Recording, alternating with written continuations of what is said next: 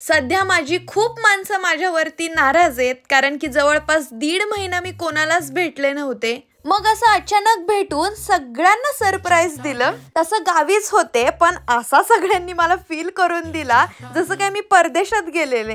माझं लग्न झाल्यावरती तर यांना माझी किती आठवण येणार आहे देवच जाणे. लहानपणापासून आजपर्यंत वैष्णवी दिदी मला अगदी लहान बाळासारखं जपत आलीये. खूप दिवसांनी भेटल्यामुळे तिने मस्त माझ्यासाठी खेकडे बनवले आणि तिने सुद्धा तिचा युट्यूब चॅनल आता सुरू केलाय. खूप दिवसांनी भेटल्यामुळे आमच्या गप्पा मध्यरात्रीपर्यंत चालल्या. दुसऱ्या दिवशी सकाळी म्हणजे 26 जानेवारी प्रजासत्ताक दिन साजरा करण्यासाठी SMK इंटरनॅशनल स्कूलला मी हजर राहिले. मागचे 2 वर्ष झालं मला बऱ्याच ठिकाणी चीफ गेस्ट म्हणून बोलवतायत. याचं पूर्ण क्रेडिट माझ्या खेळाला, माझ्या पॅरेंट्सला आणि माझ्या गुरूंना. मी बऱ्याच पाहिलेल्या स्वप्नांपैकी काही स्वप्न मी सध्या जगत आहे.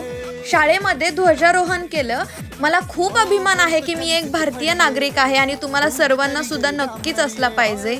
अनेक क्रांतिकारकांनी, नेत्यांनी मोठा लढा दिला. लढणारी पिढी लढली हो, त्यामुळे आता आपल्या देशाला लाभलेला वारसा आपल्याला पुढे घेऊन जायचा आहे. त्यामुळे प्रत्येकाने आपला राष्ट्रीय दिवस साजरा केला पाहिजे. शाळेत मुलांनी खूप छान लेझिम, कवायत प्रकार आणि राष्ट्रगीत म्हटले.